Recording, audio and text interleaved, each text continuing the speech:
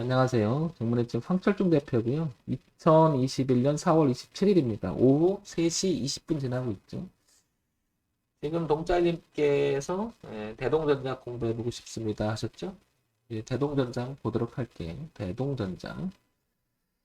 자, 대동전자를 연봉을 통해서 그동안의 주가의 흐름이 어땠는지 한번 쭉 다시 봐볼게요.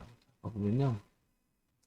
1990년서부터 데이터 값이 나옵니다. 그러면 화면상은 이 주가의 흐름이 약 30년간의 주가의 흐름이 보이죠. 333원부터 그 다음에 11,650원까지 움직였습니다. 그리고 보면 올해 들어서 굉장히 많이 올라간 거예요. 그죠? 이게 이제 2021년이니까 단기간에 4,000원짜리가 지금 현재 9,000원, 거의 3배 가까이 2.5배 정도는 올라온 거죠. 그렇죠? 단기 상승을 했다라는 게 눈에 들어올 수 있는 거고요. 화면에. 그리고 장기적으로 봤을 때는 6,000원쯤 기점으로 해서 이 자리를 굉장히 힘들었었다. 이렇게, 그죠? 그리고 4,000원대를 굉장히 휩쓸었었고요. 그죠? 그동안의 대동전자는 이 안에서 갇혀가지고 헤어나지 못한 거예요.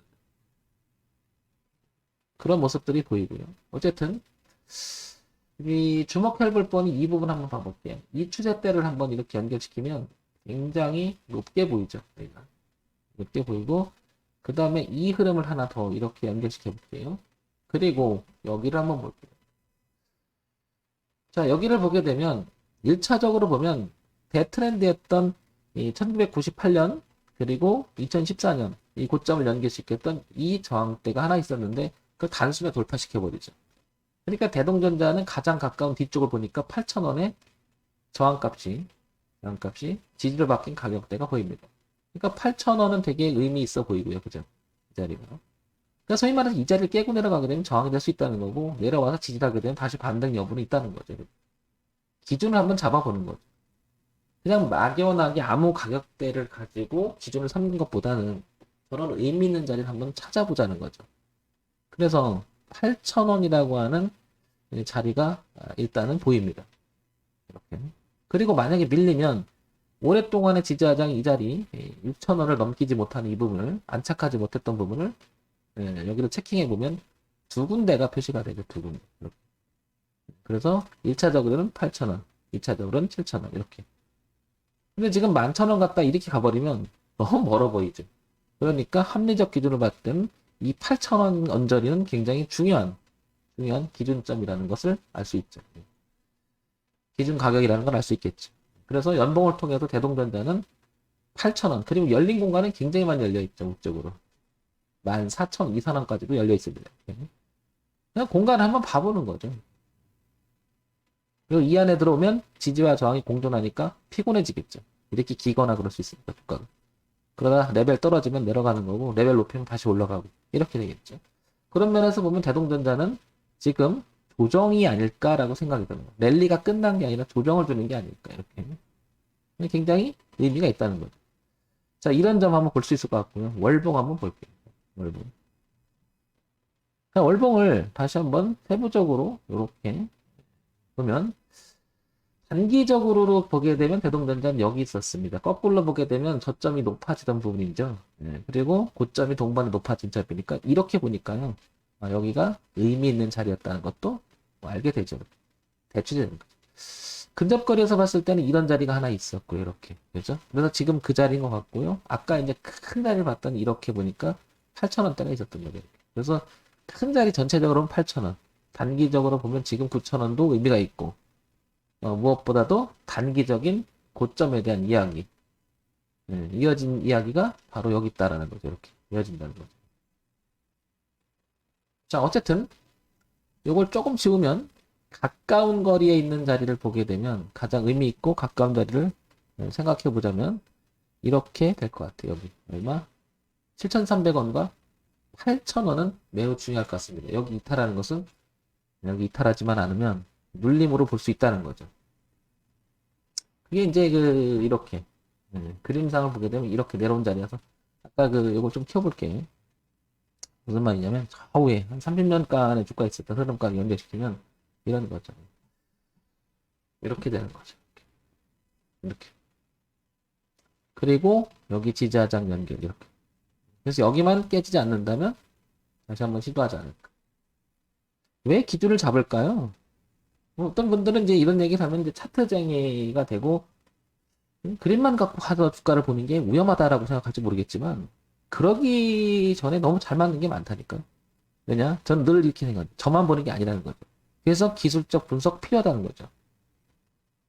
그래서 8,000원은 의미 있어 보이고 흐름이 지금 강했잖아요. 그 흐름을 따라서 간 거 보면 이렇게 치고 나간 자리가 분명히 보입니다. 이렇게 봐도 8,000원이라고 영역은 중요합니다. 그리고 흐름을 볼 때는 이걸 타고 간다 하더라도 8,000원 중요하죠. 이렇게. 이렇게. 현재 주가 이렇게 나가는 거 아까 보시겠지만 14,000원까지 열려있지 않습니다. 그러고 보면 이 주가는 새로운 영역을 개척할 수도 있습니다. 그죠? 새로운 영역을. 그래서 연봉과 월봉을 보니까 흐름이 조금은 감이 잡히는 거죠. 이 기준점을 찾아내는데. 그 다음에 이제부터는 이걸 한번 볼게요. 뭘 보냐면 상세 정보를 잠깐 보기. 대동전자 많이 들어본 것 같아요. 그죠? 대동전자 거래소에 있어요. 그죠? 소형주고요. 전기전자 대동전자니까 거래소에 있습니다. 액면가가 500원이고요. 자본 52억입니다. 시가총액이 998억입니다. 오늘 조금 떨어졌으니까 1000억이 좀 안 되는 거죠. 시가총액을 봤을 때는. 그래서 8,000원이라고 하는 기준을 일단 잡아보자는 거죠. 잡아보고요. 자, 파동을 좀 더 구체적으로 보기 위해서 주봉까지 한번 더 넘어가 볼게요. 주봉까지 넘어가게 되면 최근에 그 저점을 치고 올라가는 지점부터 한번 생각을 해보면 이렇게 높여놨었죠. 레벨을. 그리고 작년 2020년도에 이렇게 주가가 양호한 그러니까 코로나 때 저점을 찍었던 그 자리에서부터 보면 어때요? 종합주가식 올라오시기에도 자연스럽게 잘 올라온 것 같아요. 그죠? 그러니까 뭐 종합주가의 흐름에 역행하거나 그러지는 않았던 것 같습니다. 그죠? 그래서 연결시키면 이 흐름 있지 않습니까? 이렇게 봐도 여기가 8,000원 부근하고 이렇게 연결되는 것 같아요. 그리고 이렇게 치고 오는 선도 지금 보게 되면 이렇게 파동을 쳐서 늘어진다는 전제조건이 들어간다면 이 8,000원은 무지하게 중요할 것 같고 아까 보셨겠지만 이렇게 연결시켰던 8,000원 되게 다 만나죠. 여기서. 그러니까 정확하게 8,000원 아니어도 이 언저리는 복잡하게 알게 모르게 지지와 저항의 기준을 정해놓은 것은 맞아요. 그죠? 얘가 주가가 1, 2 들어오게 되면 저항 맞고 이렇게 6,000원까지 훑할 수 있겠죠. 이렇게. 1차적으로 얘는 굉장히 중요한 8,000원 언저리를 기억해 볼 필요가 있다는 거죠. 이렇게 생각해 볼 수 있을 것 같고요. 자, 그럼 여기서 늘 그렇듯이 이거 한번 보자는 거죠. 대동전자 정밀 금형 생산하고 사출 성형 표면 처리 뭐 그런 제품을 다루는 것 같습니다. 그러니까 전자인데 조금 성격이 좀 다른 것 같아요. 그죠? 우리가 생각할 땐 전자 좀 그런 것 같습니다. 그죠? 자, 그래서 연결 실적 한번 연결 볼게 되니까 분기 실적 먼저 봐야겠죠. 분기 실적을 보게 되면 그 작년 1사분기 분기 실적을 보게 되면 어떻게 양호하죠. 그리고 좀 최근에는 좀 매출이 좀 늘었어요. 그죠? 2020년 4사분기 때는 뭐 나름 괜찮죠. 그리고 영업이익도 뭔가 좋아요. 당기순이익도 좋아졌어요. 뭔가가 안 좋다가 괜찮아졌어요. 연말에 들어와서. 그렇죠. 그럼 연간 실적은 어땠나 한번 볼게요. 연간 실적을 보게 되면 나름대로 괜찮은 것 같아요. 매출도 튼튼하게 고정적으로 잘 이끌어가고 영업이익도 뭐 이 정도는 양호하죠. 이렇게. 그리고 당기순이익이 무엇보다도 상당히 좋아집니다. 이렇게 그죠? 내용이 괜찮아요. 그죠? 그거를 기회로 삼아서 이 주가가 올라왔다는 생각을 해볼 수 있겠죠. 괜찮네, 뭔가가. 그러면서 주가는 급등을 합니다. 자, 그런데 여기서 그래서 정보나 이슈나 이런 걸 보려고 하는 건데요. 여기 보니까 이런 얘기가 빼곡합니다. 정세균 이야기가 나옵니다. 대선 테마 관련주도 엮인 것 같아요. 그러니까 실적도 어느 정도 괜찮은 데다가 양호해지는 가운데서 테마까지 끼니 가속이 붙지 않았을까 이런 생각을 해보는 거죠. 그럼 이제 앞으로 대선도 보게 되면 내년 3월 22일인가 정해지잖아요. 목요일인가 뭐 정해지는 거 법정으로 다 정해지잖아요. 3월 20일쯤에 이렇게. 그러면 지금 한 달 남았잖아요. 그럼 기간도 여유가 있어요, 아직, 그죠? 그 테마에 대한 그 성질이 아직 남아있죠, 이슈가. 그럼 이제 그런 것까지 끼고요. 그 다음에 이제 뉴스 볼게요. 4월 12일 날, 그러니까 좀 됐죠? 정세균, 그 얘기가 나오고요. 그 다음에 이제 52쪽 신고가 계속 나간 거니까. 그 다음에 정세균. 자, 그런 이야기가 오갑니다. 그죠?